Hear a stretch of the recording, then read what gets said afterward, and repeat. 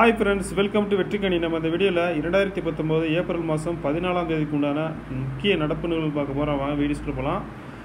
தமிழகத்தில் 40 வயதுக்கு உட்பட்ட வாக்காளர்கள் 2.5 கோடியை தாண்டியுள்ளனர். தமிழகத்தில் இறுதி வாக்காளர் பட்டியல் கடந்த ஜனவரி 31 வெளியிடப்பட்டது. அதன்படி மொத்த வாக்காளர்களின் எண்ணிக்கை 5.92 கோடியாக இருந்தது. தற்போது தமிழகத்தில் 18 to 19 வயது வாக்காளர்கள் 12,12,550 பேர் உள்ளனர். 11 வகை ஆவணங்களால் வாக்களிக்கலாம். வாக்காளர் புகைப்பட அடையாள அட்டை இல்லாதவர்கள் கடவுச்சீட்டு அதாவது பாஸ்போர்ட், ஓட்டுநர் உரிமம், மத்திய மாநில அரசு துறைகளில் பணிக்காக வழங்கப்பட்ட புகைப்பட அடையாள அட்டை, புகைப்படத்துடன் வங்கி அல்லது அஞ்சலக கணக்கு புத்தகங்கள். 5. பான் கார்டு, தேசிய மக்கள் தொகை பதிவேட்டின் கீழ் இந்திய தலைமை பதிவாளரால் வழங்கப்பட்ட மின்னணு அட்டை, மகாத்மா காந்தி தேசிய ஊரக வேலை உறுதியளிப்பு திட்டத்தின் பணி அட்டை, தொழிலாளர் நல அமைச்சக திட்டத்தின் கீழ் வழங்கப்பட்ட மருத்துவ காப்பீட்டு மின்னணு அட்டை, புகைப்படத்துடன் கூடிய ஓய்வூதிய ஆவணம், சட்டப்பேரவை மற்றும் மக்களவை மாநிலங்களவை உறுப்பினர்களுக்கு வழங்கப்பட்டுள்ள அலுவலக அடையாள அட்டை, ஆதார் அட்டை ஆகியவற்றில் ஒன்றை பயன்படுத்தி வாக்களிக்கலாம். மாணவர்கள் மற்றும் இளைஞர்களிடம் குழந்தைகளுக்கு எதிரான பாலியல் வன்கொடுமை தடுப்புச் சட்டம் அதாவது போக்சோ குறித்த விழிப்புணர்வு ஏற்படுத்த வேண்டும் என உயர்நீதிமன்றம் அறிவுறுத்தியுள்ளது. ரஃபேல் போர் விமானங்களை வாங்குவது தொடர்பான அறிவிப்பை இந்தியா வெளியிட்டதும் அனில் அம்பானியின் ரிலையன்ஸ் நிறுவனத்துக்கு கடந்த 2015ஆம் ஆண்டில் பிரான்சில் சுமார் ரூபாய் 1124 கோடி அதாவது 143.7 மில்லியன் யூரோ வரி தள்ளுபடி அளிக்கப்பட்டதாக அந்நாட்டின் முன்னணி பத்திரிகையான லீப்மான் செய்தி வெளியிட்டுள்ளது. மக்களவை தேர்தலையொட்டி சிதம்பரத்தைச் சேர்ந்த பொற்கொள்ளர் ஜே முத்துக்குமரன் என்பவர் 1.42 கிராம் தங்கத்தில் இந்திய நாடாளுமன்ற கட்டட உருவத்தை வடிவமைத்தார். 100% வாக்குப்பதிவு குறித்து விழிப்புணர்வு ஏற்படுத்தும் வகையில் 120 மில்லிகிராம் தங்கத்தில் எனது வாக்கு விற்பனைக்கு அல்ல, 100% வாக்குப்பதிவு என்ற கருத்தை ஆங்கில சொற்களில் விளக்கும் பாதகைகளை ஏந்திய பெண் உருவம் மற்றும் 20 மில்லிகிராம் தங்கத்தில் மை வைத்த விரல் ஆகியவற்றை வடிவமைத்துள்ளார். செவ்வாய் கிரகத்தின் நிலத்தடி நீர் பாறைகளில் துளையிட்டு அந்த மாதிரிகளை முதல் முறையாக சேகரித்த அமெரிக்காவின் கியூரியாசிட்டி ஆய்வுக்களம் சாதனை படைத்துள்ளது. ஷார்ப் மலைப்பகுதியில் களிமண் பிளவு என்று அழைக்கப்படும் இடத்தில் அவர்லேடி என்று பெயரிடப்பட்ட நிலத்தடி பாறையில் துளையிடப்பட்டுள்ளது.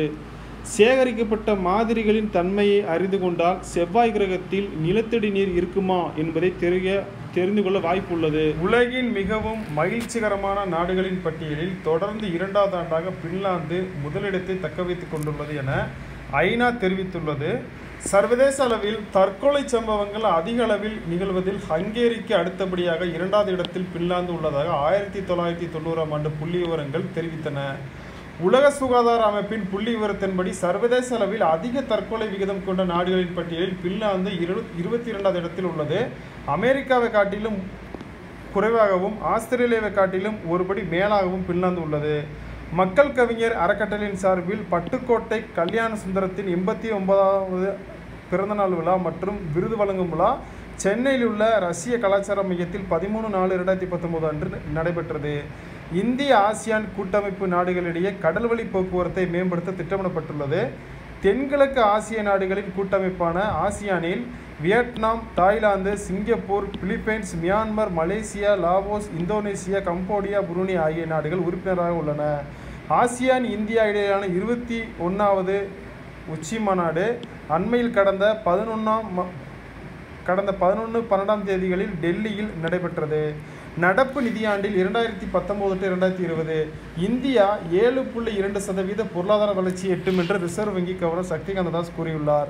வறுமை ஒழிப்பு உள்ளிட்ட சவால்களை எட்டுவதற்கு இந்தியா 8% மற்றும் அதற்கு மேலான வளர்ச்சியை எட்ட வேண்டியது அவசியம் என்று அவர் குறிப்பிட்டுள்ளார். 3ஆம் பாலினத்தவர்கள் அமெரிக்க இராணுவத்தில் சேர தடை விதித்து அமெரிக்க இராணுவ தலைமையகமான பென்டகன் தெரிவித்துள்ளது. அந்நாட்டில் முப்படைகளில் பணியாற்றும் சுமார் 13 லட்சம் பேரில் 3ஆம் பாலினத்தவர் எண்ணிக்கை தற்போது 9000ஆக உள்ளது. ஐக்கிய அரபு அமீரகத்தின் தலைநகரான அபுதாபியில் யாஸ் வாட்டர் வேர்ல்டு என்ற நீர்ச்சறுக்கு பூங்காவில் உலக மக்களிடையே சகிப்புத்தன்மையை வலியுறுத்தும் வகையில் 102 நாடுகளைச் சேர்ந்த தேசிய இனத்தவர்கள் ஒரே நீச்சல் குளத்தில் குளித்து கின்னஸ் சாதனை படைத்துள்ளனர். ஃபோர்ப்ஸ் இதழ் வெளியிட்டுள்ள டாப் 10 இந்திய வங்கிகள். முதலிடம் HDFC வங்கி, 2வது இடம் ICICI வங்கி, 7வது இடம் பஞ்சாப் நேஷனல் வங்கி, 9வது இடம் விஜயா வங்கி, 10வது இடம் ஆக்சிஸ் வங்கி. கடலோர பிராந்தியத்தில் உள்ள சிறிய சதுப்பு நிலங்களை கண்டறிந்து பாதுகாக்கவும் கடலோர வாழ்வாதார திட்டங்களை மேம்படுத்த இஸ்ரோ அமைப்பு மற்றும் மத்திய கடல் மீன்வள ஆராய்ச்சி நிறுவனம் ஆகியவை இணைந்து செயல்பட முடிவு செய்யப்பட்டுள்ளது. ஜாமியா மில்லியா இஸ்லாமிய பல்கலைக்கழகத்தின் முதல் பெண் துணைவேந்தராக பேராசிரியர் நஜ்மா அக்தர் என்பவர் நியமனம் செய்யப்பட்டுள்ளார். ஆபத்தில் உள்ள பெண்களுக்கு உதவும் வகையில் மை சர்க்கிள் எனும் மொபைல் செயலியை ஏர்டெல் நிறுவனம் FICCI லேடிஸ் ஆர்கனைசேஷன் உடன் இணைந்து வெளியிட்டுள்ளது. நன்றி, வணக்கம்.